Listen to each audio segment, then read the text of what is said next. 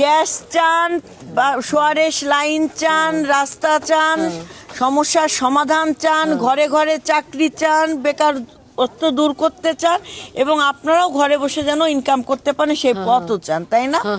এসব পরিকল্পনা নিয়েই কিন্তু বিএনপি আগামী দিনে দেশ গড়ার পরিকল্পনা জাতির উদ্দেশ্যে তারেক রহমান বলেছে না, প্রত্যেকটা পরিবারে আমরা একটা করে ফ্যামিলি কার্ড দেব, যাতে করে আপনি 2 থেকে 2,500 টাকার জিনিস আপনি ঘরে বসে থেকে আপনি ওই কার্ডের মাধ্যমে বিনা পয়সায়, এই যে আপনার কোনো কিছু করা লাগবে না, পরিবারের জ্যেষ্ঠ যে নারী প্রধান তার নামে এইরকম কার্ড হবে, এটা নমুনা কার্ড।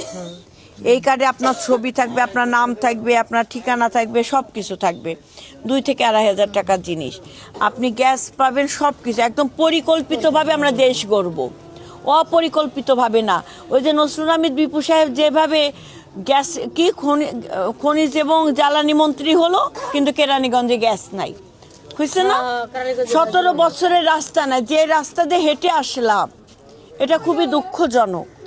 তো আমরা পরিকল্পিত নগরায়ণ তৈরি করব এবং আপনারা 17 বছর আমাদের দেখেছেন, আপনাদের কাছে আসছি পূজার সামগ্রী নিয়ে, শীতের বস্ত্র নিয়ে আসতে না, তারা কি আসে নাই?